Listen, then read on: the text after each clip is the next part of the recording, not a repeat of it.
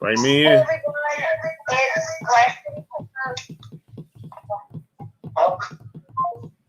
Somebody bring me in.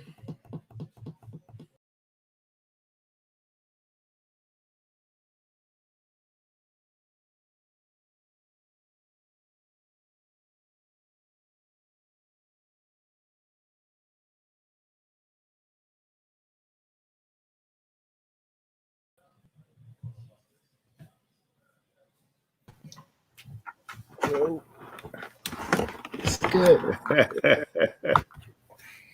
All right.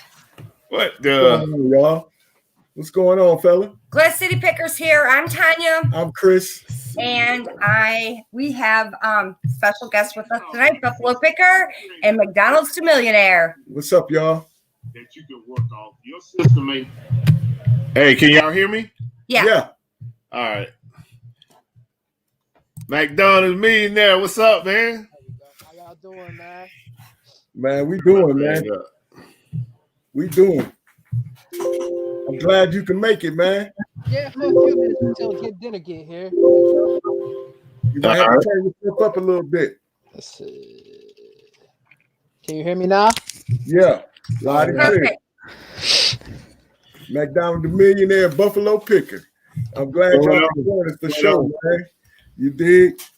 After you talked about him at McDonald to the Millionaire, B, I went and had to go check him out, man. You know what I'm saying? Yeah. And he got some full horse swag going on. I appreciate it.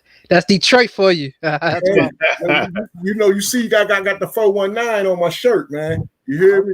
If you know where the 419 at, you know how far we are.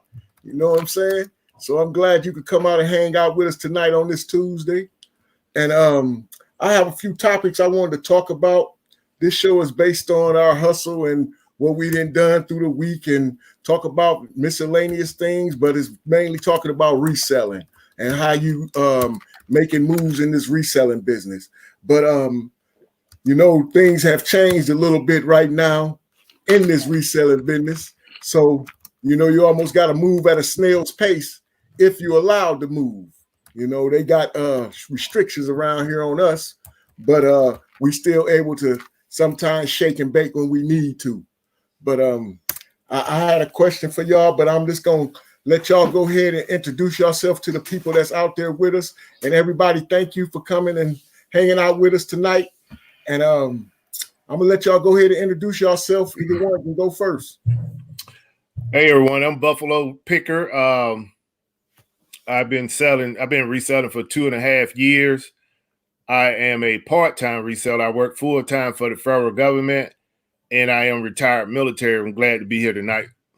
Thank you, Buffalo. I'm McDonald's to Millionaire. I started at McDonald's and made my way to not working for McDonald's anymore, just a full-time reseller now. I'm out of New York, originally from Detroit, but I work out of New York, and I just hustle every day. So, well, thank you for joining us too, man. So tell me, what kind of stuff what platforms are you selling on right now? Just going to give us a background check about who you are, bro. So originally I've been on eBay for a while. I started on eBay like back in 2007, 2008, but that's when I'm from Detroit. So we have this mentality, think you could beat the system, and I was selling replicas. So at first I got kicked off, but I rerouted myself and now I sell everything. I had to pivot. I used to do a lot of heavy, like in clothes and always games, but since we only could do like OA, I've been doing a lot of, video games and a lot of health and beauty. Health and beauty has been a great category. Oh, that's nice, man. So you said you had to pivot, huh? And I'm on 7 platforms, from Akari to Sideline Swap to OfferUp to Facebook to Let Go, Macari, Poshmark, but eBay has been my number one. That's like my bread and butter.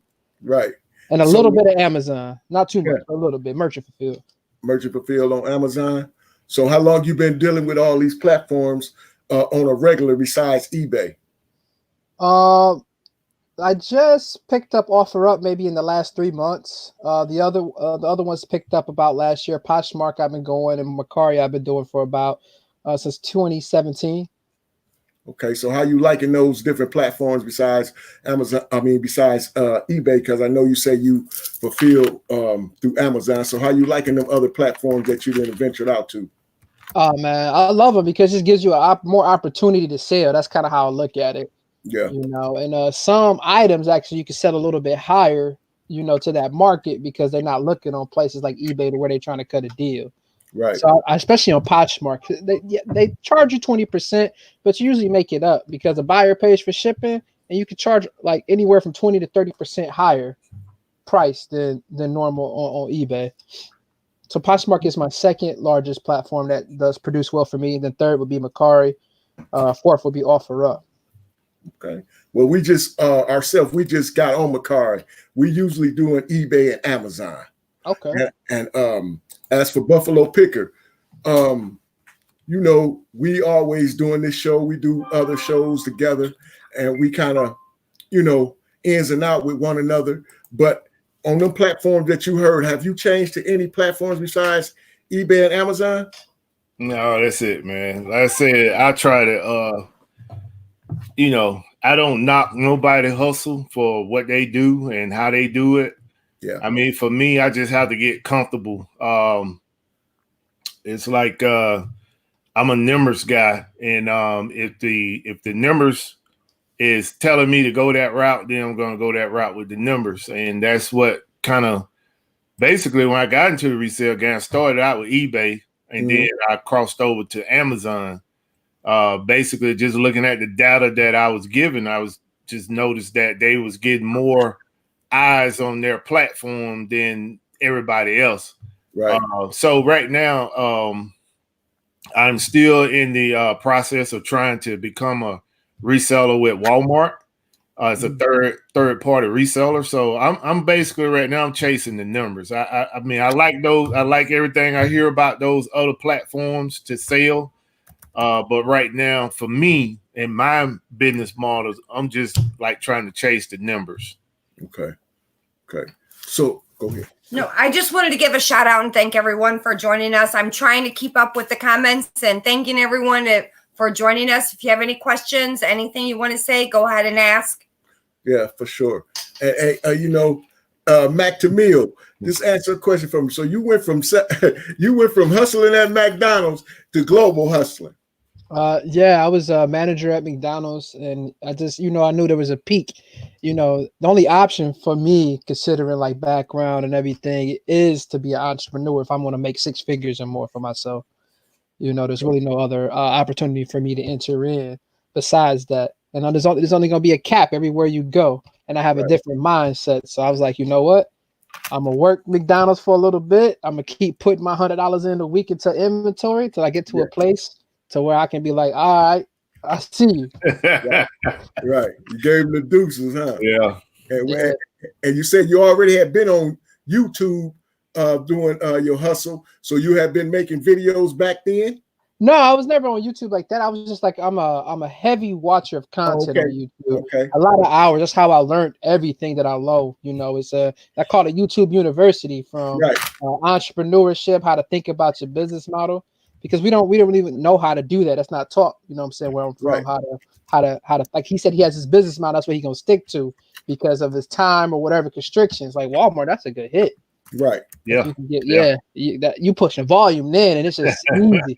Trying to get there, man. Trying to get there. And you don't have to look at you can that's why he say looking at the numbers. You know what I mean? Walmart is a dangerous man. If he get all three of them platforms, shoot, he be running like road running for real. You know what I'm saying? They got Jet too, I believe. Walmart. I think they have Jet. So yeah, it's about to be another level of the game coming real soon. And they have a fulfillment center coming, if I'm not mistaken. When I fulfillment center, a couple articles. And right now the fees are totally different from what Amazon is charging. So they definitely pushing Amazon, and that's why I'm trying to jump on that wagon while it's hot. But this whole world situation is I'm gonna talk about with my guest on Friday. And Millionaire, if I knew you was gonna be on YouTube, I would have got you on my show too as well. But it's another time coming. So that's one thing we're gonna talk about on Friday is basically how this situation is going to change the resale business. Right. I mean, not particularly that particular topic, but it's going to kind of I'm going to try to swing it into that topic as well. But we gotta I mean, this whole resale game, like you mentioned, Chris, this whole resale game, man, it's gonna change. Right. It's gonna change for sure. So let me ask y'all a question. How do y'all okay, on the different platforms you sell on, Mac, and the different platforms you sell on, Buffalo, when y'all having say difficulties getting schemed on and scammed while y'all selling on y'all platforms, what are some of the methods y'all take to, I guess, try to redeem your money or remedy it? Remedy it. Yeah. I mean, my remedy is just playing by the rules. I mean, I play within the rules that those platforms create. I mean, it ain't nothing that if somebody want to scam you, it ain't really a whole lot you're gonna be able to do about it if the platform don't back you up as a seller.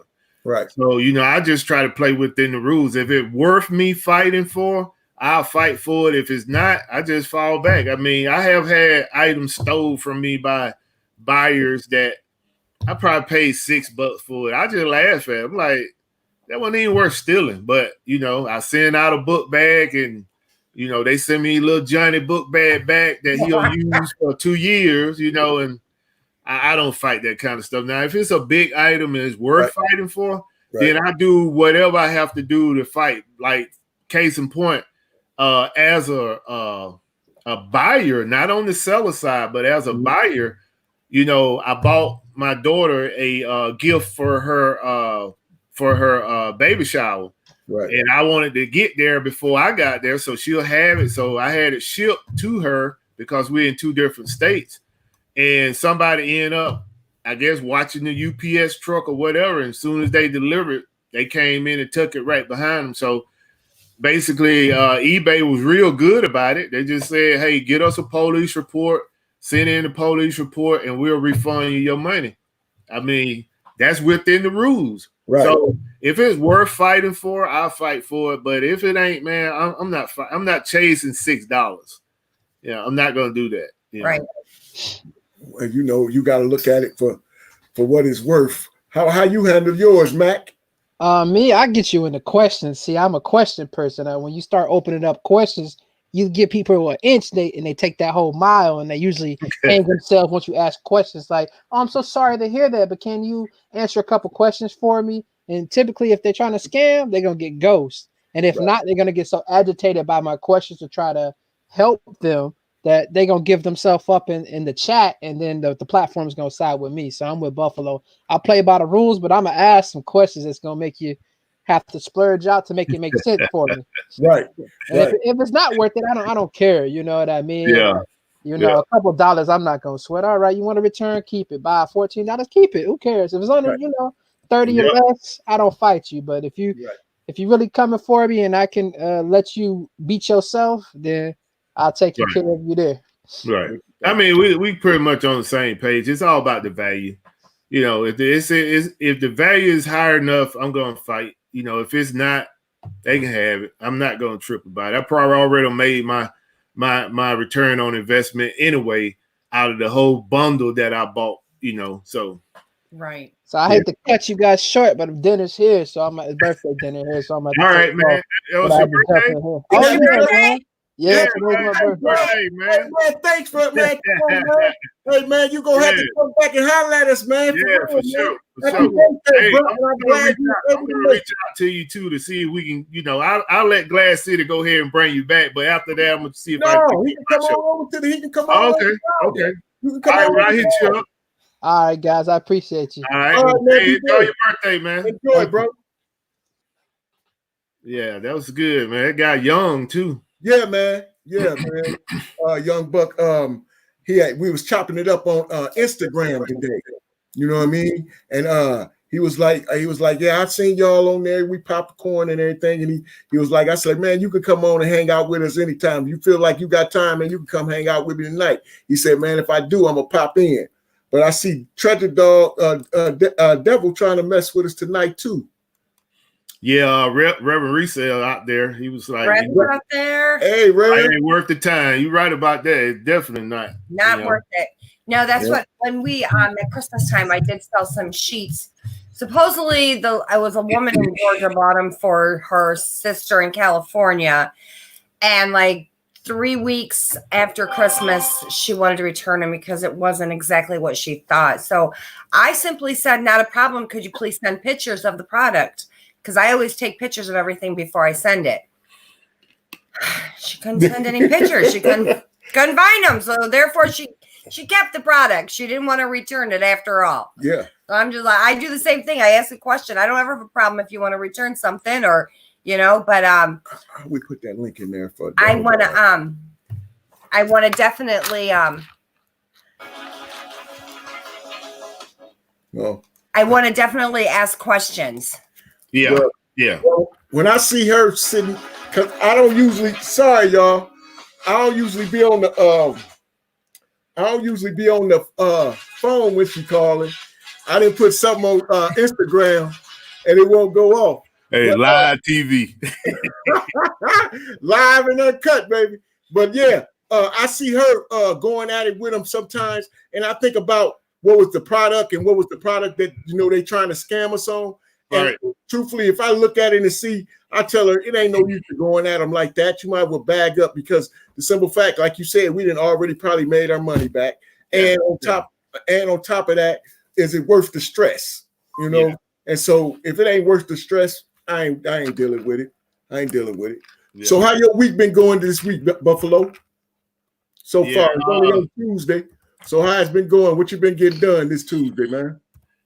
Well, I have a knowledge dump I just went through probably a couple hours ago with Landshaw Picker. We kind of did a little one-on-one online. Yeah. And I mean, that guy got so much knowledge, man. And I agree, Rob. Yeah, he basically was helping me out. And I got to get with you all too after the show about the one program, so it can help y'all out with your OA. But yeah, basically, I went to Sam's and a couple other places looking for some items to resell. Yeah. And I'm end up able to make 2 videos in 4 days, which is a record for me. And just basically doing some listing, man, trying to get some listing done. Right. Yeah. How you guys doing? What's going on? Good. Devil Dog in the house. Yeah, I guess. Hayden's like, in the house. Hayden goes, you're supposed to be on live at 7:30, and I'm like, well, I haven't got anything from you. He's like, I don't know, let me figure it out. Yeah, I sent it to him. You put that on the host. Yeah, put it on me. It ain't nobody's fault but number one Uno. My problem. I'm gonna have my agent send in the bill. Don't worry about it. Hey, long as it ain't over 5 cents, we can help you. Well, I do discounts these days. Everybody needs every nickel they can get. So appreciate that. Oh yeah, for sure. How you doing? Good. We're steady. Hey, if don't nobody know who you are, going to introduce yourself and tell them what you do and what you all about, Devil Dog. All right, my name is Richard. I own a company called Devil Dog Treasure Hunters. I big reseller. I do storage units, probably buy 250 storage units a year at auction. Estates probably do at least a dozen to a dozen and a half full estates a year. Probably do 3 or 4 complete business liquidations a year. We buy anything and everything. We sell on eBay, Amazon, warehouse sales, auctions. We actually have an auction going on right now on high bid that we do ourselves. So I sell everything from a car to a kitchen dishes to a 2-seater airplane. We've sold a 2-seater Cessna airplane before. So anything and everything. Man, hey, I just asked Buffalo, and we just had a guest, Matt McDonald to Millionaire. It was his birthday, so he just rolled out on us. So we glad you can join us tonight. But I asked them a question, and they gave me their answer. But from the things that you're selling and all the little stuff that you're doing with your selling, I would like to ask you this: how do you fight the scammers? Well, a lot of times you can tell who's scamming and who's just cheap, and who actually might have a problem. So with us, if it's not a lot of money, I don't even worry about it. It's just not worth my time. It's, just go ahead and refund them or whatever. But some people, we've had people that's actually opened a return on eBay and the item hasn't even shipped out yet. I don't know if you guys have had that happen, but I've had that happen a few times. And then I've had people open a return the next day or 2 days later and it hasn't even got to their house yet, saying item not as described. So that's obviously a scammer or somebody that's mistaken. And Right. they try to play it off as mistaken all the time because they're like, oh, I got you confused with another order. And I'm like, well, no, you probably didn't, but whatever, you're going to get it. But like I said, if it's not, and you know what the problem you usually have is not the person that's buying the expensive item, the $1,000 item, the $5,000 item, the $500 item. It's usually the person buying the $6 item, the $10 item, the $15 item. They're the ones you got the problems with. It's not the guy that spends all that. I've sold, 5-figure deals to someone on the other side of the country and ship something to it. You don't hear anything from them. I'll sell a $4.87 thing plus shipping to somebody, and they act like I totally just sent them the wrong item. We got a negative feedback on eBay this week. What? A guy, and I have probably in my time, and I've been on eBay since 2001. Yeah, right around 2001.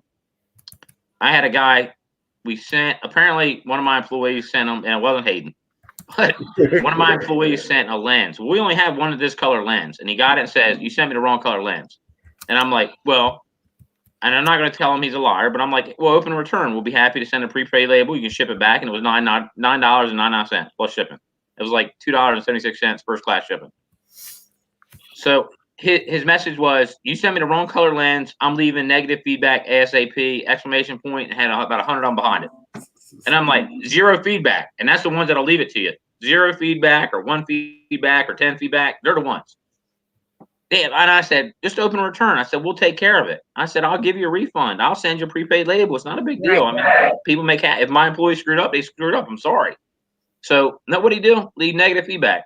No response whatsoever. So unfortunately, you're going to deal with people. And I tell you, here's a trick for eBay people. If you do a lot of sales with eBay, and maybe if you don't even have to do a lot, but if you call eBay up on the phone, a lot of times they'll get rid of that negative feedback for you. When they look at your sales and they look at, unfortunately right now, eBay's not even answering phones. I don't know if you guys try to call eBay lately, but they got a straight recorded message. I think a lot of people's working from home. They're not wielding phone calls right now. They're trying to figure out the problems, how to fix it, that kind of stuff. But so I've got a negative feedback this week for some guy that probably got the right color lens that probably just 0 feedback. It is what it is. We're going to do with it, Yeah. But the good thing about us is my positive feedback will bury him in less than a day. Exactly. So I'll bury him to page 2. And I always respond to negative feedback. If it's your fault, it's your fault. Right. All my negative feedback, one time has been my fault. And it's not because I tried to take advantage of somebody. It's because one of us screwed up somehow. It is what it is. But I respond back. I think the guy that did that, I said, why not open a return? No response back. Question mark. Shady buyer. Exclamation point. Exclamation point. That's what you tell them, shady buyer, huh? On that guy. I mean, if you can't even respond, your email, your message to me says, you sent me the wrong color. I'm leaving negative feedback ASAP, all capitalized, hollering at me with exclamation points. About 3 lines down of exclamation points. I mean, you didn't even give me a chance. And a lot of times, if I have 2 items and they're identical, I'll tell them to keep the first one and I'll send them the other one on my expense and they get 2 for 1. Right. But, some people, it's the cheap items. It's not the expensive items. It's cheap Sometimes items. people have other issues going on. And you can't please everybody. It don't matter how it goes. You can't please everybody. Yeah. Well, let me ask you this question. How many times has somebody sent you a crazy message on eBay and you type it out because you want to flip out on them and you type out 2 paragraphs to them and then you think to yourself, maybe I shouldn't send that. And then you hit that little X. I do that all the time. I'm like the nerve of some of these people. I mean, all the time I'm doing that and I'm like, I better not send that. And then I'll erase everything I just thought of because I'm a really good typer. So. Yeah, well, you got to look at it where people are trying to do anything and everything to win. If they can win a little bit, they're going to try to win it. And even though we as sellers will look at it like that's a petty move, but people don't look at it like that. They feel like they coming up. You know, they feel like they beating the system almost. You know what I mean? So, you know, you got, like you said, if it's like on your level, like on our level, we feel like, hey, you know, if it ain't worth it, go about your business. You know, but you said give feedback to the negativity too. So I never thought about giving the feedback to the negativity because I know what my feedback really want to be. So Yeah, I mean, so I have to be politically correct.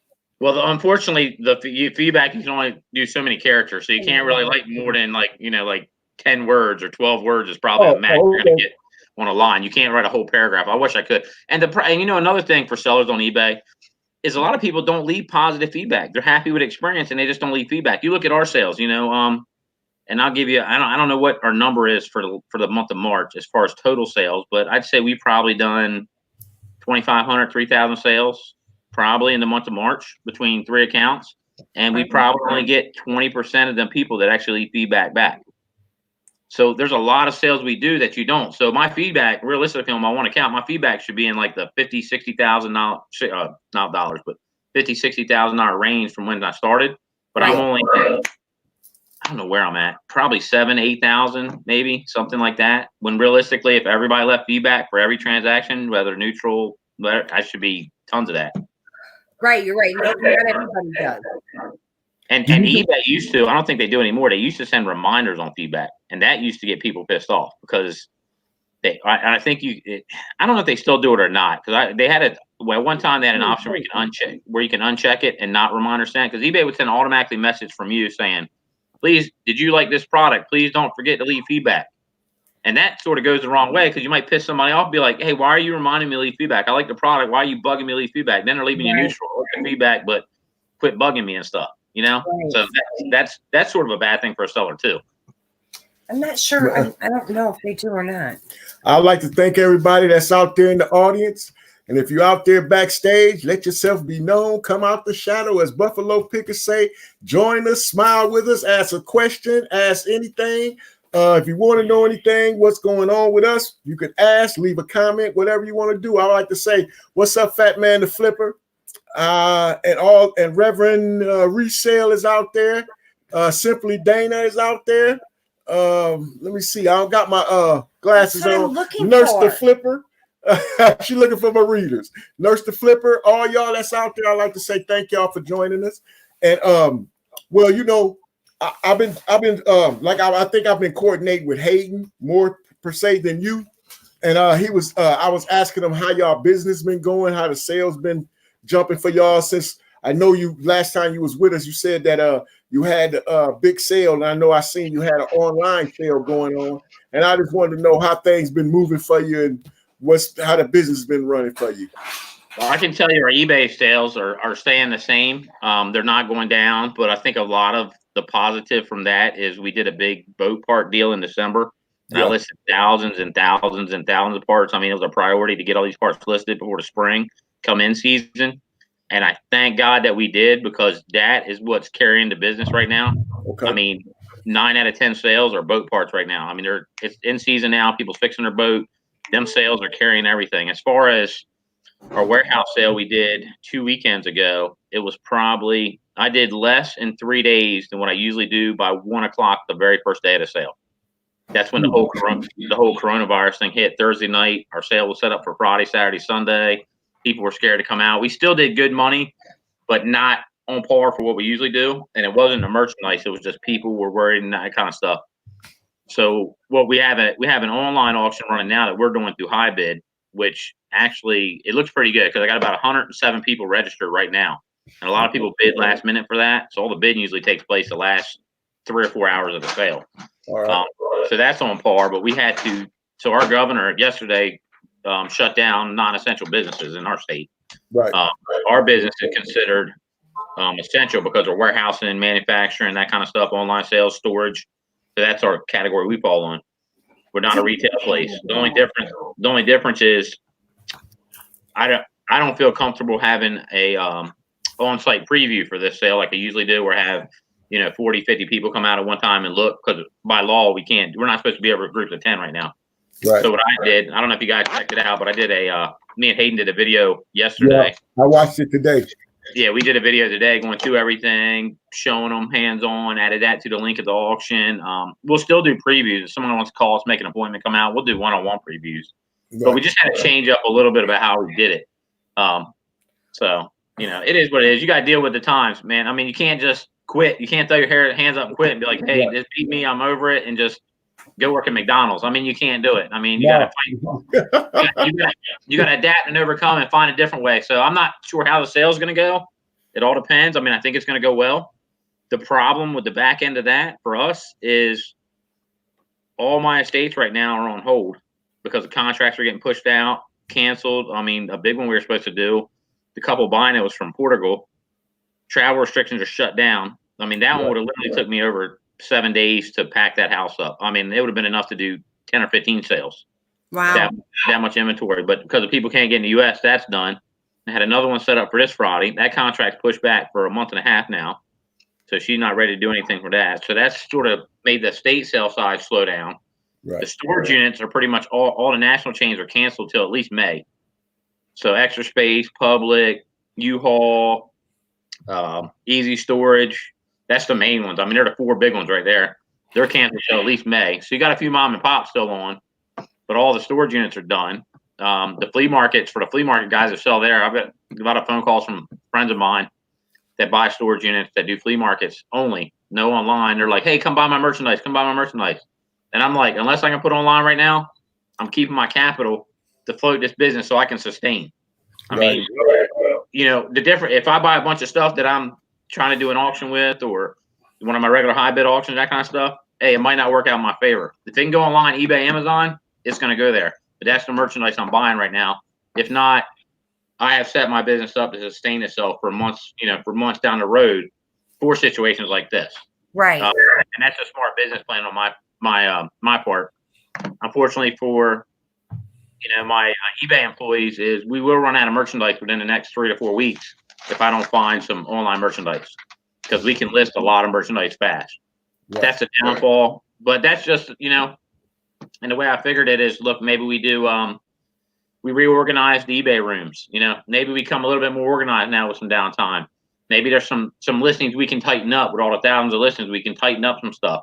We can reprice some stuff. There's a lot of things that keep people busy. Right. That can help your business in the long run. And this time actually gives us that time to do that. Did you sell any of the taxidermy animals? They're on. Okay. So they're on that auction I saw. They're on the auction.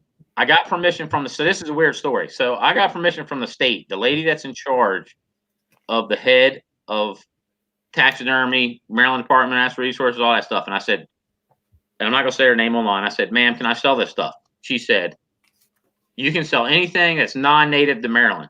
I said, okay, so non-native to Maryland, and then you have to be in the federal laws too. You can't sell endangered animals. You can't sell protected animals. You can't sell, like, for instance, a duck or a goose because it's federally protected. So I said, okay, so I can sell a Cape buffalo. Yes. I can sell a grizzly bear. Yes. A muskox. Yes. Sheep. Yes. All these different animals I named off. So the only animals I can't sell in Maryland are black bear and white-tailed deer, which I already knew that because they're native species to the state of Maryland. Right. So I got a phone call from an officer, real nice guy. He was a Marine too. He's a Marine veteran. So I didn't find out that until we sort of like butted heads yesterday because me and him went on the phone. He said, you can't sell that stuff. And I said, what do you mean I can't? I talked to Mrs. X, who was in charge of all this stuff for the state, and says, I can sell all this stuff. I said, and I told her the story. I had already talked to this lady. She gave me the blessings, the whole 9 yards.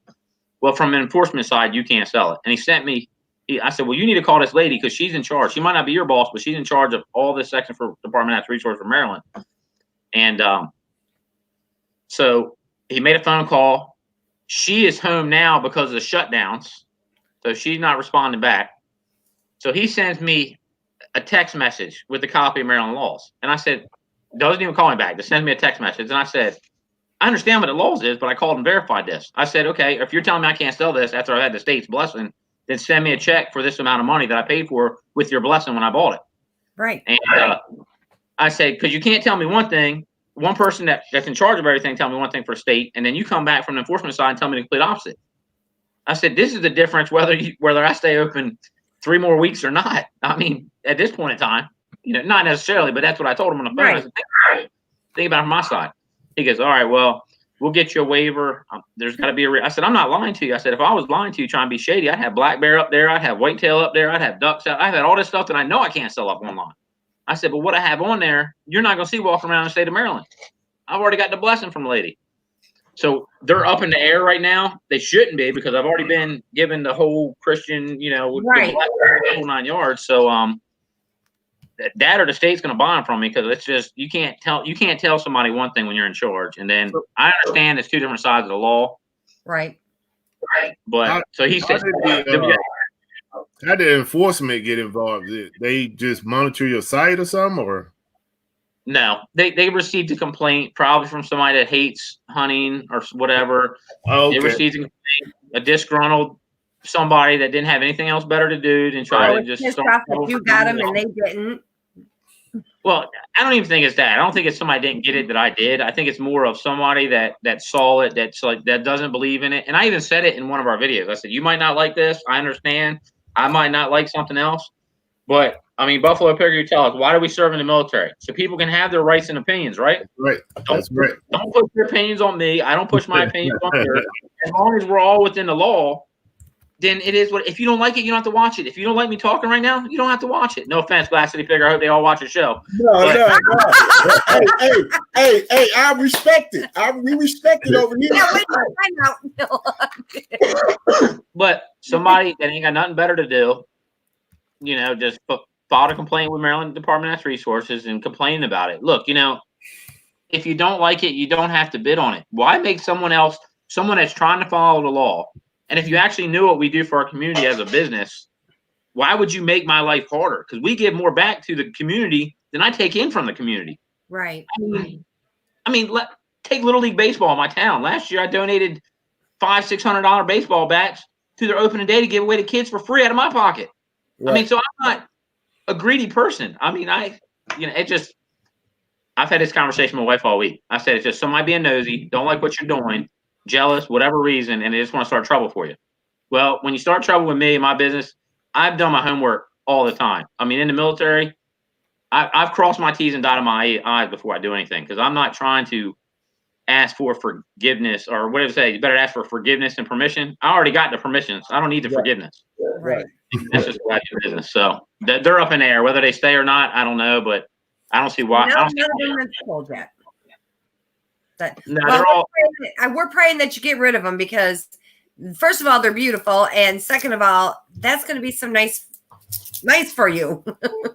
Yeah, they're museum quality pieces, and what I've got, so they're the only thing in the auction I didn't start at $1, and the prices that I started them at is probably 20% of what it costs you just to mount the animal, not counting the whole hunt. You take the muskox, that's a $60,000 permit to shoot that thing. That don't count going to go shoot it, mounting it, nothing. That's just the permit to be able to take that animal. Wow.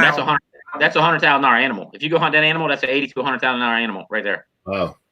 So what I think I started that at like $3,000. So I mean, if you like it, that's a great deal, and they're museum quality pieces. I mean, they're beautiful pieces. I mean, they're not junk taxidermy. Somebody knew what they were doing. Yeah, I saw them. I did look at them. Dang. Yeah, that was interesting right there, man. To get the popo called on you. You're trying to get your money, man, and you already got the higher power saying you had the blessing to do what you need to do. So that is some dysfunctional and make you feel some kind of way for real. But to deal with what's going on right now in the world and have those problems too. I mean, it's just crazy. Yeah. Shuffling with your business and trying to dip in your pocket, man. That's a no. Yeah, I mean, you don't mess with. You can mess with me all you want. Don't mess with my family. Don't mess with my business. Don't mess with my employees, and don't mess with my baseball players. That's the 4 things for me. You mess with one of them, and we're gonna have. I got more games than Milton Bradley, and you probably heard that saying, Buffalo Picker in the military. I mean, I got more games than Milton Bradley. You want to play games? We'll play games. Parker Brothers, Milton Bradley, it don't matter. Yep. Yeah. You know, I ain't never It's been been in a the while woods, since man. I heard it, but I Yeah, definitely heard it. I didn't heard that. I didn't. I've use never that. heard it. I didn't use it and heard it. And I didn't heard it from another's favor of not the military though. But I didn't use that saying, man. I got more game than Monopoly Brothers. You know what I mean? So I understand where you're coming from. But you know, as a person that you know on your level of selling, you know, it's probably difficult for you to, I guess, look at things through a small lens. You're trying to look at things through a big lens at all times because of how you're moving. So Buffalo Picker, in the same category that you were saying when Mac the Millionaire was on here, McDonald's. Yeah, I call him Eminem right now. He's from Eminem from Detroit.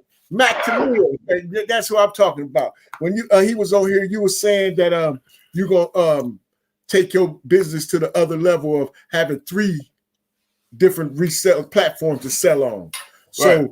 As in doing that, do you feel that if you rush into it, it'll be a mistake? Because I know how you plan like you do. So what are some of the plannings that you're trying to do to make that other third platform jump for you like you wanted to? Well, you know, for me, I don't rush into nothing. I mean, everything that I do, I try to base it off an informed decision that I made, you know, by doing my research, doing my due diligence, you know, talking to the right people, trying to find people that are already doing this. You know, that's my process, man. I'm not gonna, you know, it's nothing that I'm gonna rush into except for a good deal. You know, other than that, I'm going to do my due diligence. You know, even with a good deal, I'm still going to crunch the numbers, you know, to make sure that, you know, I'm making an informed decision on the buy. But for as moving towards Walmart, you know, I'm on a platform that Walmart is trying to mirror anyway. Right. But the more I research Walmart, the more I'm understanding is that Walmart right now, from what I gather, is more reseller, third-party reseller friendly. Once you get in, the key is breaking the mold to get in with them because they're not accepting every application, even if you meet the metrics. See, I was under the misconception that, you know, once you submit your application and you meet the metrics, you got good selling metrics from the platforms that they're judging you from, they still can say, you know, we got a quota.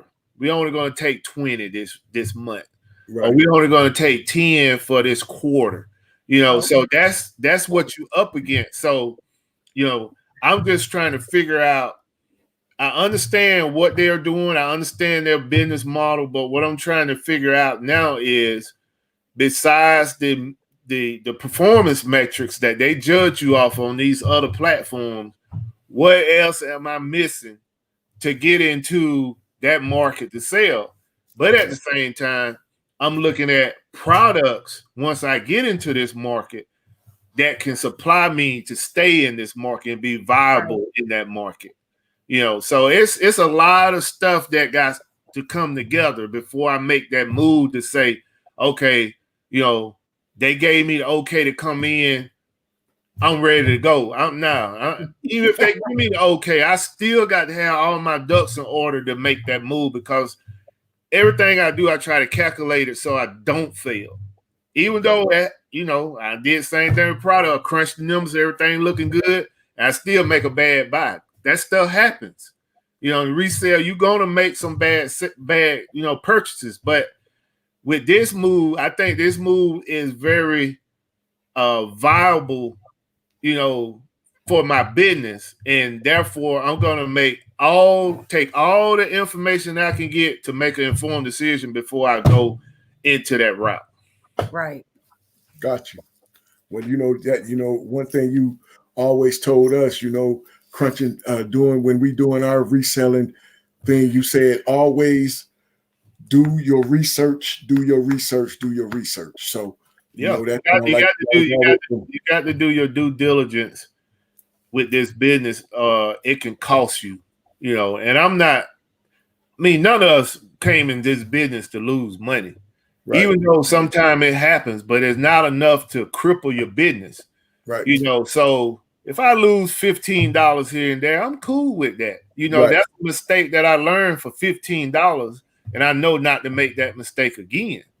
But Right. for me, you know, I'm trying to make moves that gonna put me in a position where, you know, and I look up to Devil Dog where he have where he came from and where he have accomplished.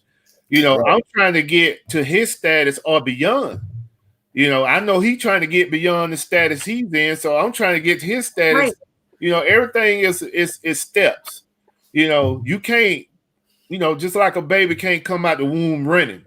You know, you got to take your baby steps. So, you know, everything with me is I try to take, you know, baby steps, you know, until I'm able to walk and then able to run. So when I approach any type of big decision with this business, you know, that's my approach. Get all the information, make an informed decision, then move forward. Hey, Devil Dog, that's beautiful information. Thanks, Big T. I appreciate that. Devil Dog. So, you know, like Buffalo just said, you know, us sharks trying to get at that whale. Okay, we're trying to get at that whale. You know, and you know, what are some of the things that you have done to put you in a position where you are right now? What are some of the things, little, if you want to call them secrets or little knowledgeable tidbits you have done to keep your business growing like it has been growing? Well, there's a lot of things that contribute to, you know, and I'm just a little shark too compared to some of these other big ones. I mean, look at some of these guys on eBay. I mean, doing 40, 50,000 sales a day, if not more. There's companies on eBay that do that. I mean, my cardboard shipper. I mean, we did a video on shipping. I think we gave a shout out to a couple of them. My one cardboard shipper I buy boxes from, that dude's selling 10,000 products a day.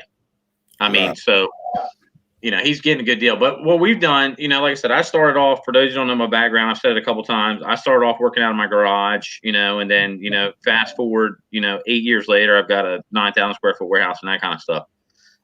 Every decision I made to grow my business has come with experience and lessons I've learned along the path I'm on. So some of them cost me a lot of money to learn, but people pay to go to college to learn stuff. I'm telling you, in this business, sometimes when you lose money, you actually make money. And what I mean by that is sometimes if you make a bad deal and lose it, you might see that deal again and pass it up, but see another deal at the same time that you know is going to be a really good deal that might help you take that step up. And I sort of compare it, you know, I'm not trying to avoid the question. I'll get to the meat and potatoes of the question. But I sort of look at it and I tell my baseball kids this. So if you're on this level and you have a kid that's on this level below you, and you have some other kid that's on this level, when you're on this level, you want to try to pass this kid on this level. You don't want this guy below you catching up to you and passing you. You know, you want to be passing this guy. You don't want to stay in the same place. So a lot of time, if you look up, especially on YouTube with the age and technology we're on now, find you somebody that you sort of look up to, or you sort of you want to emulate maybe in a certain ways. Look at a seller that you're trying to be, and see what they're doing, see how they're doing it. Because even if they're not telling you how they're doing it, you can figure out a lot about somebody by just watching what they do. And for us, I mean, look at what we do. I mean, we're on eBay, we're on Amazon, we're doing high bid auctions ourselves out of our warehouse. I'm cutting commissions off of auction houses where I used to sell at auction houses. Why pay them the commission? Why pay them all that money when I can do the same online auction myself out of my warehouse? So that's just little steps we're doing. The YouTube thing was started just to generate more leads. I mean, Hayden wants it to take off and be some big thing, and if it does, that's great. But the YouTube, we started YouTube just to generate leads, meet more resellers, you know, learn some more stuff from, you know, and I guarantee you Glass City and Buffalo, you guys say, you know, you guys want to get on my scale, but I guarantee you I've learned things from both of you just in your videos, sort of like watching my, what happened there? We good? Yep, we're good. You're still there. Just watching other people online. Because, yeah. It's feedback. Feedback coming. Something. We so good? Yeah, we're still good. No. But I've watched, if you watch enough videos on YouTube of resellers, Just every single one of them, even if you don't agree with anything they do, I guarantee you can pick up something from each of them and put it in your back pocket. Compare it to like a, hoarding ammo. So maybe I like the way Buffalo Picker, like his whole family. When I watched his video where he was told to say no and not go to garage sales, and he said, "Nope, I'm gonna do my thing." Right. So that's just that's like maybe the drive you watch from somebody. Maybe you see what someone does to take them over the top. You have to be motivated, but to be able to grow, to where I'm at, there was all kinds of factors. I mean, I got lucky on a storage unit my first year and made 5 figures on a storage unit, which it becomes a lot easier when you hit something like that. I was scared every step I took, even though it was a calculated risk, like Buffalo Picker was talking. It was a scary risk to take. When I went from working out of a storage unit to having the warehouse that I'm in now, and realized I was going to have to pay X amount of money more per month, and I was locked into the lease. That was a scary time for me. My wife looked at me and said, "You're crazy. You don't need all that space." I looked at it on the opposite end, and I said, "This opens up opportunities for us that we might not be able to do because I don't have the space." Right. And by having the space, opportunities came along where if I was still sitting where I was before I had the warehouse, I would have never been able to take them opportunities. When I hired my first eBay employee, I'm like, man, now I'm in charge of taking care of someone else's family, paying them, and having someone else depend on me. I mean, for me personally, I know what I didn't like working. When I got out of the Marine Corps, I worked for 2 different companies. Both of them I ran myself for the owners, different aspects. But I took what I didn't like from them. I implemented what I did like. I implemented how I wanted to be treated, and I implemented that in my company. So for you to take a gamble and hire an employee and tell an employee, hey, look, you're going to be full-time, 40 hours a week. I'm going to pay you this amount per hour. Like we pay our eBay employees by the hour plus commission. So if you talk to a lot of eBay guys that are paying employees, they're either paying them by the hour or commissions only. Or the by the hour charge is not, hardly anything plus commissions. I pay my employees extremely well because, look, it motivates them. If I'm paying you by the hour, if I'm just paying you by the hour, you're just going through the motions. You don't care whether I sell anything or not. You're just going through the motions. You're listening to stuff. If I'm giving you by the hour, which is a fair price, above minimum wage, plus I'm paying you, and I'll tell you, I pay my employees 10% commission on sales. I mean, find an employer that's going to pay you above minimum wage and 10% commission on sales that you don't have to spend a dime to buy the inventory. I'm the one buying all the inventory. You get benefits from just listening. 30-second listen, you can make $200. You can make $50. So there's a lot of, and I talk about, when I was talking about people going to college, there's nothing wrong with going to college. You're paying a college to teach you a class. You're paying a college to do this. But you know what? When you're out reselling, even if you do make a mistake, that money that you may lose, that is like taking a college class. Because that lesson will stick with you. If you retain that information, that lesson will stick with you for life.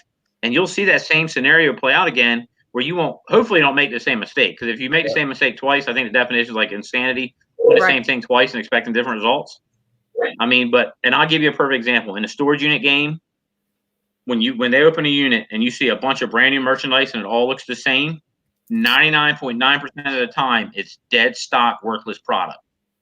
When I say dead stock, it means it's products that you're not going to be able to move. And if you can move them, it's going to be extremely hard. I mean, I bought, and I don't know if I've told this story. Maybe I did. I told it somewhere, but I bought a unit up in New Jersey for $14,000. And it was a 10 by 30 unit, all brand new. And I was like, man, I've got inventory for days. This was in July. No. April. This was in April, about 5 years ago. My first major big giant buy where I spent a ton of money out of state. We got it all back. It was all ceramic Christmas trees of the same exact Christmas tree. I probably had 300,000 ceramic Christmas trees that they sell in a dollar store. $14,000. I was like, holy smokes, what the hell am I going to do with this? I mean, I was scared. I was like, dude, I'm going under. I'm following chapter 13. I'm done. I'm going back to work for somebody. And I wound up making pretty good, honestly, because I had to hold this stuff for like 8 months. Or no, I held it until October. I took it to a dealer auction up in Pennsylvania where tractor trailer loads of merchandise in. And I had a dealer that runs up and down the East Coast and said, I'll give you a quarter a piece. I think it was like 300,000 of them or something. I can give me a quarter a piece all across the board. So I lucked out on that one. But in the storage unit game, when you see large quantities of the same exact merchandise in a unit, veer away from it, because 99% of the time it's going to be dead stock merchandise or such a cheap merchandise you can't move. You can't move. Yeah. Well, that's good. That's good to know. That's definitely good to know. You know. Hey, but nothing ventured, nothing gained. So I mean, if you're scared, scared money don't make money. I mean, you got that right. Hey, I buy a lot of deals because people got scared money. I mean, call me stupid, but then the way I look at it is, as long as my highest highs are lower than my lowest lows, then I'm always going to be ahead. Right. Am I going to make maybe what I mean, I'll give you an example.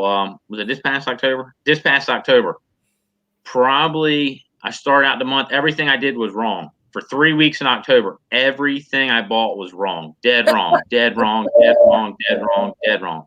Like, I'm like, did I lose my touch or what? Because I don't know. I mean, I was paying $200 for a $100 bill. I mean, that's how bad it was. And I got to the end of the month, and we were going through the last unit I bought, and we found, what the heck was it? I think I was down like $15,000 for the month of October at that point on stuff I bought. And we got to a box, and I want to say we found, oh yeah, I know what it was. It was a 7.5 carat, oh my God, what was it? Not a diamond, emerald. Sapphire, an emerald. Emerald, green emerald. A GSA certified 7.5 carat emerald. I flipped that thing to my jeweler. I mean, this thing was like almost the highest grade emerald you can get. It was like one grade below high. 7.5 carat emerald. And this thing was huge. I mean, it was big, and it was graded, and it come out at a $50 or $60 unit. A guy had been there for like 20 years, storing a little small unit I bought just to fill a truck up one day. Bought it to fill the truck up, and guys brought it back. And that was the end of October, and I flipped it to my jeweler and turned that negative $15,000 into one of the better months I had all of last year. So I could have gave up 3 weeks into the month and just threw my hands up and said, look, I'm done this month. I'm going to start over next month. But I kept grinding. You know, I got lucky. Did I get lucky? Of course I did. I mean, when you go into the store and you find worth more than diamonds sometimes. Yeah, when you go into the store, think about it this way. A lot of it has to do with luck. Research plays a big part into it. Doing your homework plays a big part in it. But, you know, Buffalo Picker, Glass City Picker, you guys walk into the store and you find an item that's a hot seller. You know, that one seller. And I'm sure you guys have found an item that you're just like, man, I can't believe this is so cheap. And this sells like hotcakes for me. And they might have 20 of them in stock. And you're like, holy smokes, I can't believe I just found 20 of these. And I'm going to be able to sell all these in 2 weeks. I mean, that is luck. I mean, you've done the research, you know the product. For them to have that kind of quantity in that store, that's just timing and luck. And this business, a lot of it is timing and luck. Yep. So, you know, so I don't know. Hopefully I answered the question somewhat. Yeah. I tell you what, it's a sweet feeling when you can get that luck. I'm like, you know, I would chase a product like that in a heartbeat. You know, when I go in the store and I know I got a hot product and I know it's going to sell in 2 to 3 weeks, I mean, you better beat me to it. What was the Transformers we got that one year? Transformers. I forgot, man. Yeah, I was all in North Georgia finding those things. Hey, them things sold so well for us. We was everywhere getting those Decepticons, Transformers. It was something. Yep. It was Decepticon or Transformers. Yeah. What it was, $35, $40. Yeah. Huge packs. Yeah. We could set it for 140 to 150 every time. I was wiping them out, man. People were looking at me like, who is this guy coming in the store buying all these things? Like, oh, you can only get 3. I was like, okay, so if I leave out the store and come back, can I get 3 more? And she was like, sure. I was like, well, what's the difference for me? Just give them all now. Right. Like, well, I guess if you're gonna buy them all, you can go and get them all. I told my friend she can come get one. That's what. $99.99. I said she can meet me in the parking lot. Yeah. Did you guys jump on the Millennial Monopoly last year? It was the year before last at Christmas when it come out. Oh, Did you guys? Were you? I did Devil Dog, but I was already late, man. Once that video popped, Yeah. It was over. I think I picked up 9 of them, but you I know, remember you told me you picked price them had already started tanking. Yep. You know, Yep. so Well, I got a heads up on that deal. I had a buddy of mine. He's big on Amazon. He's probably got 200,000 listings on Amazon. wow. I mean, he sells games, books, CDs. I mean, the dude's got tons and tons of, and that's all he does. He does Amazon only. That's what he does full time. And he Right. gave me a heads up before Black Friday. He's like, dude, you might want to jump on this game. He's over in Delaware. I'm over in Maryland. He said, you might want to jump on this game. He's like, I think they're going to come out. They're going to be like $20. He's like, I would go to your local Walmart, pick them up. And I was sort of the same thing when that video come out. I was doing the same. I went on YouTube at the time, but that dude was saying everything I did. So when that game come out, I was actually in line at my Black Friday. I had my mom out. I had all these, and we bought every single one that we could find at night. I actually sold the ones I bought before I got to my car that night. I listed them in line while I was in Walmart that night, Black Friday night. And I think I had put $299.99 on them. And before I got to my car, I had sold I think I got 15 of them. All 15 of them before I got to my car had sold. Wow. And I think $20 a piece. So that's the stuff that you've got to have to keep you motivated. Right. I mean, Yeah. and in a storage unit game, I've had 2 products that I've got at storage units where I have, and that's another way to grow your business. If you can get a good selling product and get enough of it and just basically have that product carry you for years, where you can log on every week, and it's hard to find this product. It's hard to find these products. But and I'll give you an example. We've had 2. I had water purification tablets that I was selling 100 of them. I had a storage unit and had about 12 boxes of these things in it. And it was 10,000 per box. And I was selling 100 of, and I think I only paid like $50, maybe $100 for the unit. Didn't know they were in there. They were just in there. Why the guy had them, I have no idea. And I sold these water purification tablets on eBay. I was selling 100 of them for $19.99 with free shipping. And it was costing me $2 or $3 to ship them first class. And I was undercutting everybody. Nobody sold them things for about 2 years until I started. I had Velcro, boxes of Velcro. People were selling them for like $34.99 a box. I can't remember. It was another storage unit. There was probably 300 or 400 boxes of these things. I think there was 24 in each box, these packages. I sold them things for $24.99 on free shipping.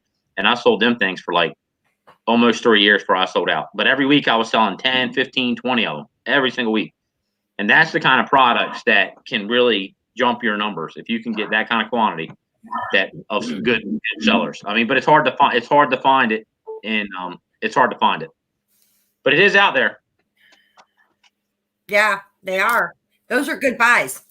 Yeah, man. Good finds. And when that video came out, we was on the tail end of the video, but before it hit, Buffalo Picker had said something to me about it.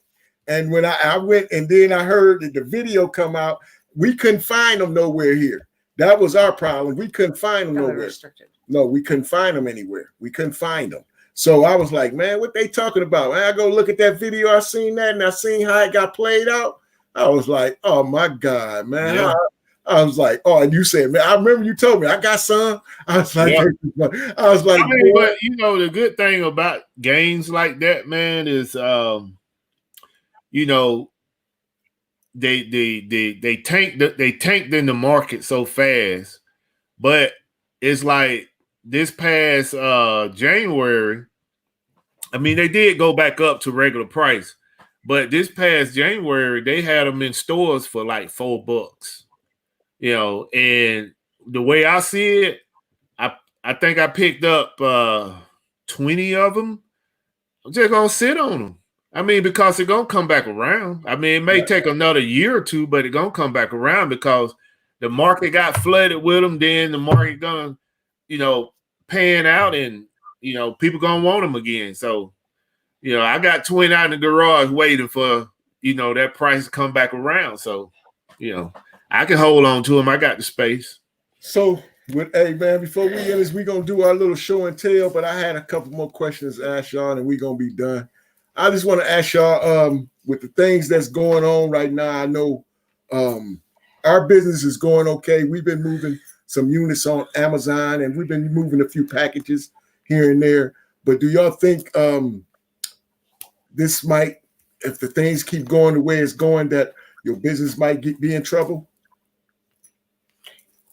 I don't think my business can sustain itself because I've prepared for situation, not necessarily this situation we're in now, but my business is where I'm not comfortable. Don't get me wrong, I'm not comfortable where we stand as a world right now, but I can safely say I can sustain my business for a set number of months, because of all the preparedness that I've done through the years. Yeah. I mean, I don't spend every dime I make. I mean, honestly, I pay my bills and all my money goes back in my business because I believe, I don't take luxurious vacations. I mean, my wife would like to, and granted, we were supposed to go to Disney World this month, but we had to cancel now. But I ain't going to Disney either now. So, I mean, I'm frugal when it comes to spending money that doesn't benefit my business. I mean, I will spend money on my kids' hobbies. I will spend money on my bills, but I'm not the type of guy that has to have the brand new vehicle that's out,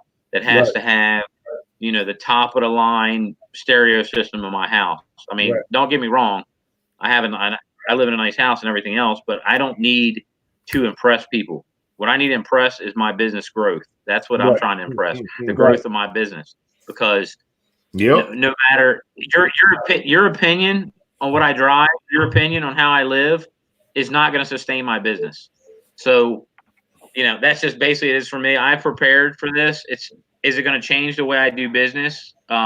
It's going to change the way I do business right now until I feel comfortable about going back to how I was. I mean, until I start seeing, and the stock market with this whole stimulus bill that supposedly is going to pass today.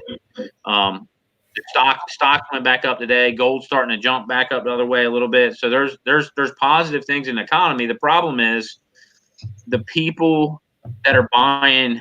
I'm looking at Buffalo Picker's background. He's got Barbie dolls back there. I see some holiday Barbies and everything else. The people that's buying that stuff right now are not your Bill Gates of the world and your large corporation owners. That's your blue collared working person, your person that works in a restaurant, your person that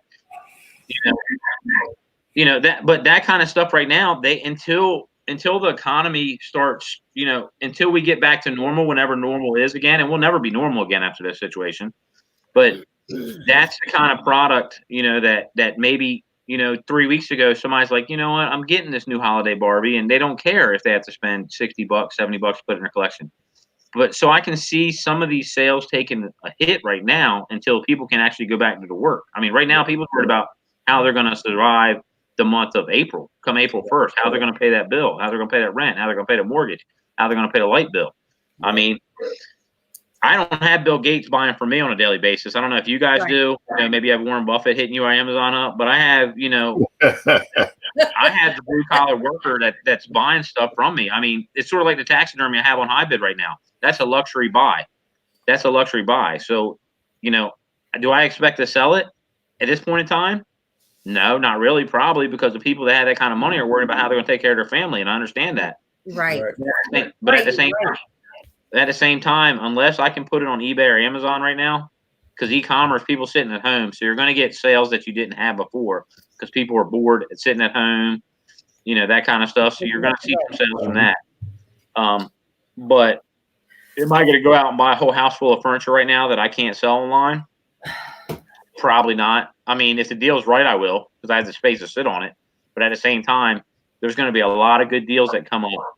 When we start heading the other way, or we get three weeks later into this whole thing, down the road, I strongly believe there's going to be a lot of good deals, and the people that have the capital to capitalize on these deals are going to be able to take their business to the next level. Because you're going to see people that are struggling that need the cash. I mean, I got a buddy that owns a sort of like a pawn shop. I guess it's a pawn shop without a pawn shop. He buys gold and jewelry and that kind of stuff. Yeah. But he's got people. Well, now he's closed down in Maryland because Maryland non-essential. But when this all started, his store has been flooded with people selling stuff for cash versus coming in to buy something from him. Yeah. So there is deals to be made if you're prepared to spend money, and maybe you have to sit on it a little bit. There is deals that are going to come about that you haven't seen for years because of what's going on right now. Yep. So, and like Buffalo Picker said earlier, make sure you're smart when you make them deals, because you don't want to be a dummy that made you thought was a good deal that turned out to be a bad deal. Right. So, I mean, for us, I know, and I don't want this to last not another day if it doesn't have to last. I mean, I'm not pro-Trump sitting here going, hey, we're going to be out in Easter time hanging out. That's going to happen either. I mean, I don't want to get political. I voted for Trump. I like Trump, but I think sometimes he needs to think about what he's saying before it comes out of his mouth, because Easter is. I don't have the herd mentality. I don't want to put society back, the U.S. back. And if you die, you die. I mean, that's not my thought process. I'd rather I said it all along, shut the whole U.S. down, have the cops out on the street, have the paramedics out on there, ground us to our rooms for 3 weeks, kick this whole thing out of the U.S., keep the borders closed, open us back up, we get a normal. But you got people going on spring break. I mean, come on, looking at cherry blossoms in D.C. It's a free for all. They're Find acting like opportunities for the resellers if you have the capital. If you look on our Facebook page, if you look at, and I'm not big into religion. I mean, I believe in a higher force, and I believe in all this. And I don't want to get into the whole religion thing and that kind of stuff. But somebody brought to my attention, if you get our Facebook page, there is a church called Elevation Church, I think. And the pastor is a young guy and did a sermon, and I put it's an hour and a half sermon. And I don't believe in church, but after watching that sermon, that message that man said, especially the last 30 minutes of that, I'm like, man, that made me want to run out and be the biggest Bible thumper there is. I mean, because what he said was so true. I mean, this is times right now, we've lost perspective of reality over the years. We have. And because of this time out, that's bringing a lot of things back into focus that we've forgotten about over the years. I mean, and this goes with business and everything else. You know, the stuff you took for granted. Hey, I got to wake up and go to work today. I got to do that. I mean, this situation we're in now has put a lot of stuff in perspective. As a reseller, my advice to you, there's going to be deals. Wait for them. They're coming. I promise you. They are coming, and they're going to come fast and furious. And you're either going to get run over by the train, or you're going to jump on that train and sell that train. One of the two. The deals are coming. That's what I was saying today to Chris. I was like, you know what?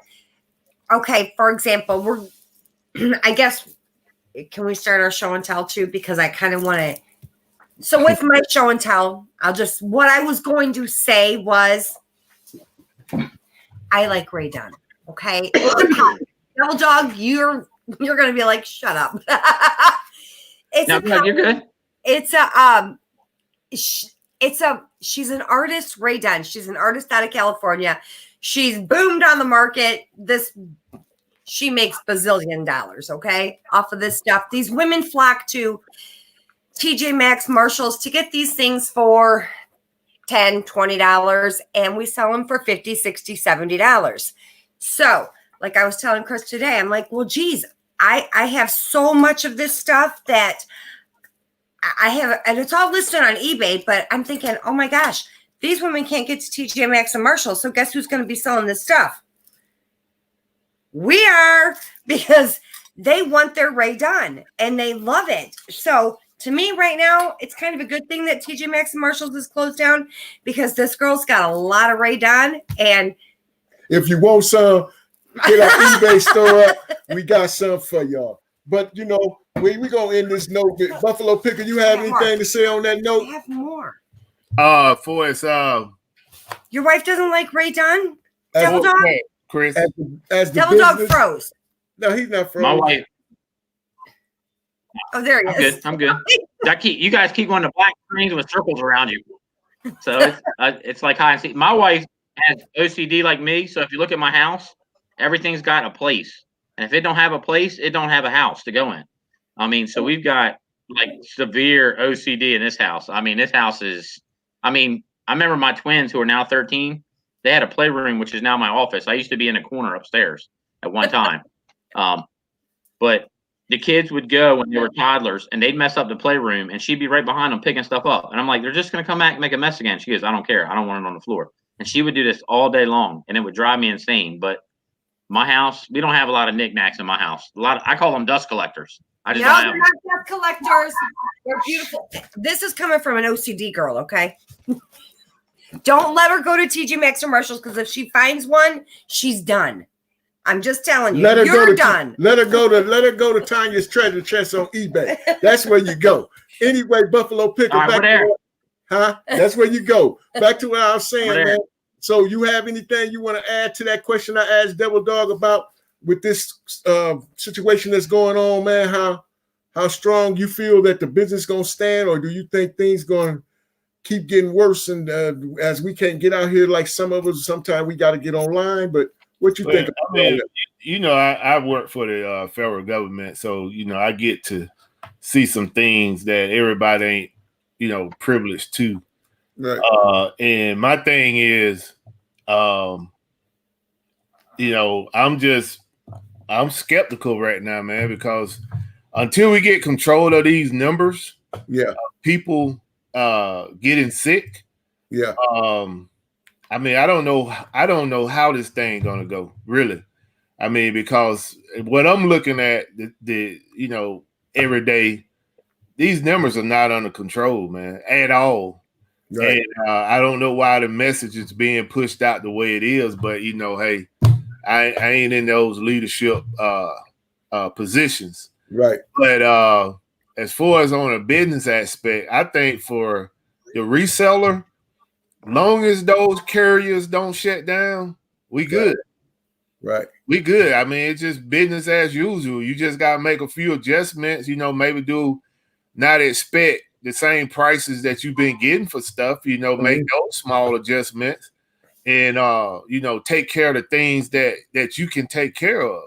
Like Devil Dog say, work on your listings, better your listings, work on some of that inventory you got.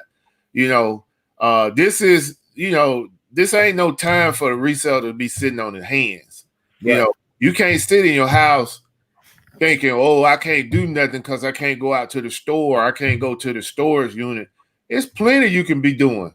If you've been reselling for the last year or two, it's plenty you can be doing. You could be taking your inventory, getting a full control of your inventory, looking at things that you ain't moved in the last 6 months.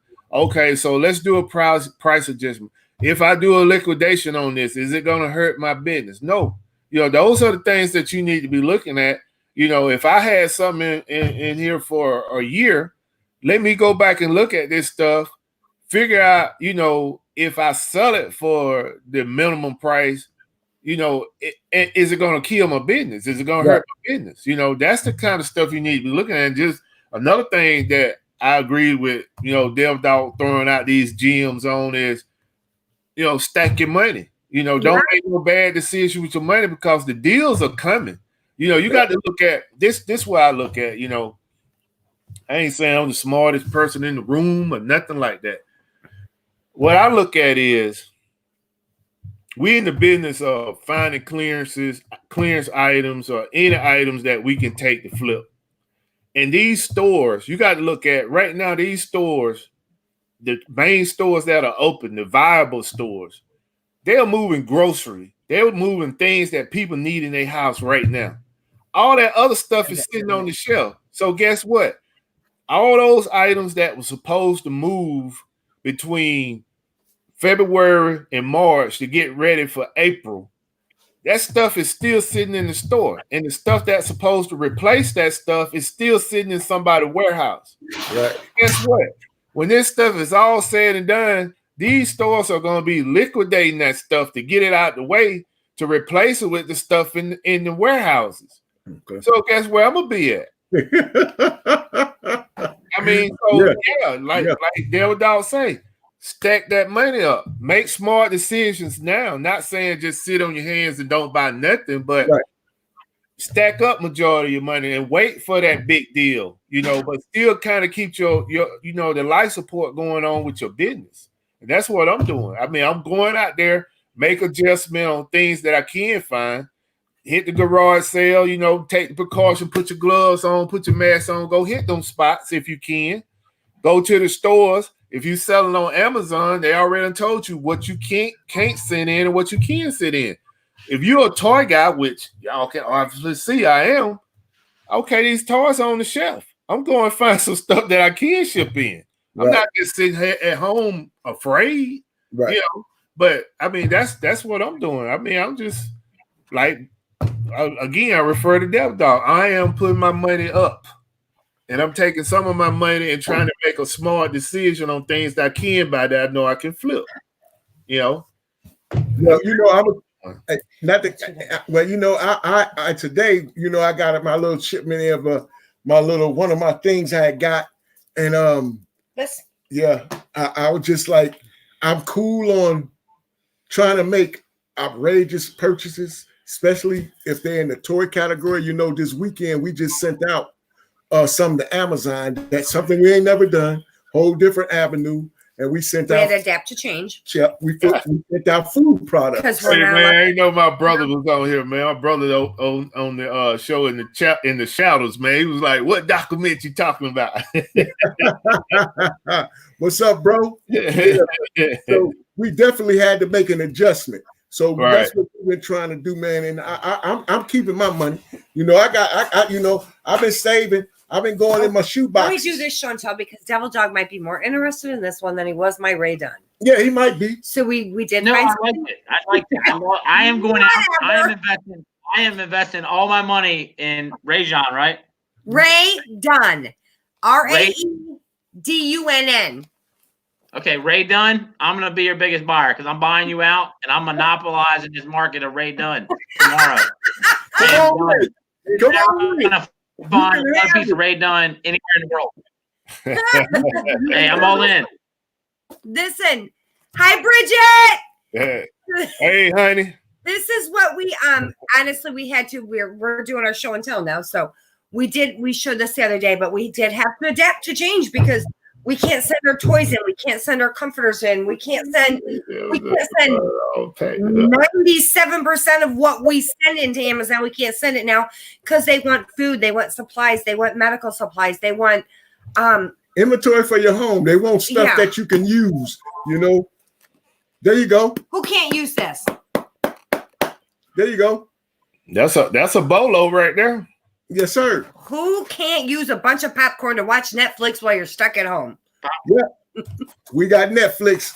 We got Netflix on lock with that. Come on, get some popcorn. So, anyways, we went and switched our whole routine. Yeah, honestly. we had to. You know, and I already had paid for the shipment that came in, so it wasn't a real, you know, eye opener that, you know, I got it, so I'm cool. I know it's going on the shelf. It's going on eBay, which a few things I got to finish listing. It's going on eBay. Then I found some Hot Wheel cars. You know, I got them for a nice little deal. Can't send them in yet. No, we're not sending. I put them on eBay and just put them as a lot. Household necessities. Yeah. Household necessities. But food and medical supplies are the only things that we can send into Amazon right now. That's the only thing. But I'm trying to keep my money. I'm trying to keep my money, y'all. Even though you can't have them ready for them deals.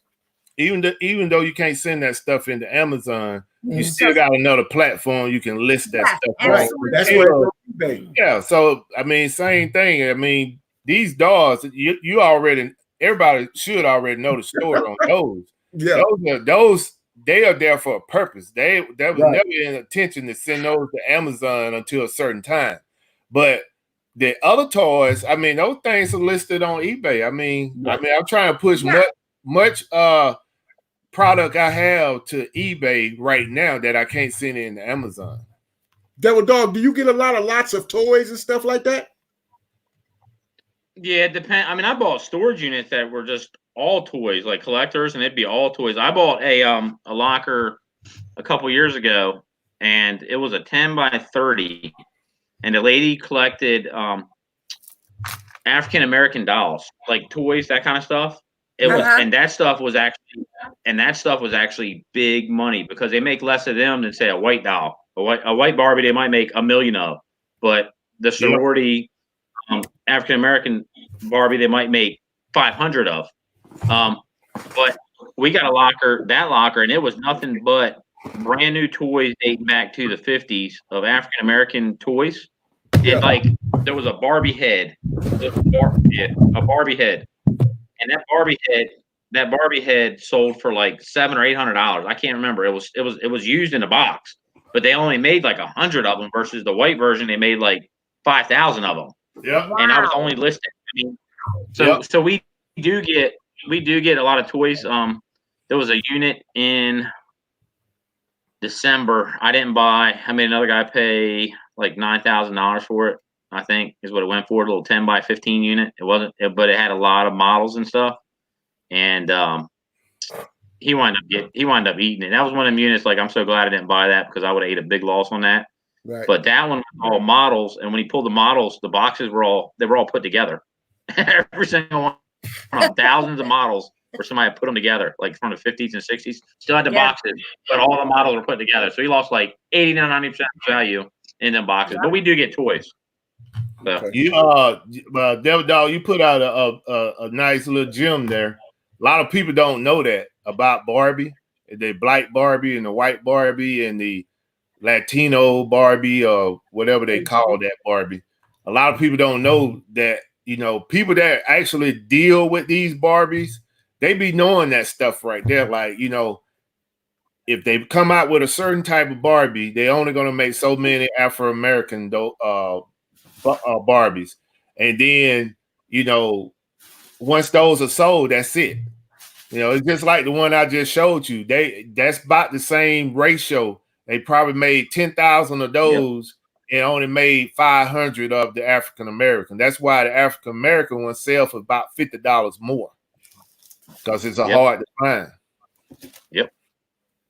Well, I got this one for 10. Oh, y'all got y'all one? I got one. Where y'all find that? Ollie's. I see the sticker. No, you know what? It wasn't Ellie's. It was Myers. Yeah, it was Myers. Oh, okay. It was Myers. That's a Myers. Well, you're close. It is orange like Ollie's. You're right. Nah. But I don't no. have a Myers. Oh, you don't have Myers. So yeah, it's basically like a Walmart. It's like a Walmart. Kroger. So y'all don't have a Myers in Maryland. Maryland Kroger's either. Oh. You have Lion King. Lion King? Not on my side of the bridge. It might on the Western Shore of Maryland, but not on the East. What grocery stores do you have?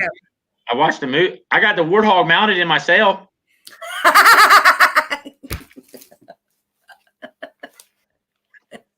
Now I don't know what a Lion King other than the movie. So. No, we got are we doing those? Yeah, we're doing show and tell. You got something to show and tell? I don't have no show and tell. I got one thing. So my wife, who sells on Poshmark, and we have a TikTok video. If you go to if you do TikTok, Hayden's got me doing TikTok. We had a video. Our son does it nonstop. Okay, well, Hayden, we got a video on TikTok right now that we put out 2 days ago, and it's up to almost 700,000 views, 2,500 likes. And my wife bought from an online auction through HighBid another one of my competitors, an estate liquidation company. So they're not really a competitor because they don't buy storage units and that kind of stuff. They just sell people's estate online. She bought a bunch of name brand purses for Poshmark, like $2 to $5 a piece. Well, she's going to the purses on Monday, and she's putting some up on Poshmark. And you can add, this is a true story. Ask Hayden. He'll tell you. He was there because he didn't believe it. And she goes, and she's going through the purses list on Poshmark, and she pulls out a 14 karat gold necklace. I'm going to find it on my phone. Can you guys see that? From a purse? See that? Yeah. That weighed 88 grams from the purse. The state liquidation company did not go through that purse, and they missed that 14 karat gold necklace that weighed 88 grams. Oh my! That at the time it was worth a little over $2,300 scrap weight. $2 is what she paid for that purse online auction. $2, nice. And she sold the purse for $40 like yesterday. But that's called not doing your due diligence as a company. That's what that's called. How much was the lot? So we got a TikTok video Hayden did, and it's blowing up. People's like, "That's fake." the TikTok video is funny because there's all these people that think they know what they're talking about. Is it with the necklace on it? I'm getting some. Well, show. What's that? I want to know the TikTok. What do we look here? up? I think. What do we look up on TikTok?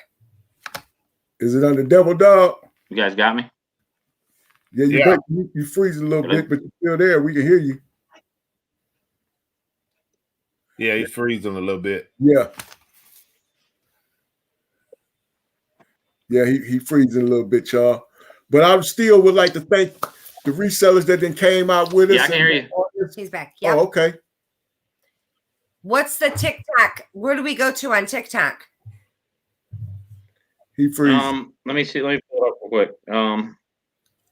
Well, let me still thank everybody that came out and blessed us with y'all presence. We like to thank y'all. Some of the people in here, Simply Dana, Kelly, the e-commerce Devil mom. Dog. Yeah, he's got it. Devil. Here's the video. Here's the video.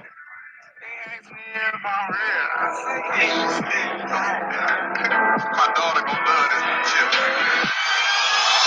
All my diamonds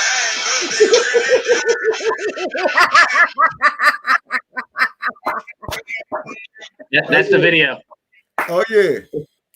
657,000 views. You got that old Kevin Gates in there. Check it. It's funny because people's getting on there. People's getting on there commenting like, "Oh, that's not right. If it weighed 88 grams, it'd be $4,400. You're a liar." And I'm like, "Look, dummy, it's 14 karat. It's not 24 karat gold because they don't make jewelry out of 24 karat gold because it'd be so soft it would melt." I mean, it's funny because Hayden is hammering these people with these dumb comments. I mean, Hayden's on there like they can't even finish typing the sentence out, and Hayden's like hammering them. He's like, "Look, dummy." Hey, that's nice, bro. That's beautiful. Nice. Oh my gosh! I bet your wife was so excited. Well, she done probably found stuff. What was the lot? How much was the lot? I know gold. Actually, 10 carats the best. $2 and $2.44, I think, total with buyer's premium and tax. Oh, for real? That purse.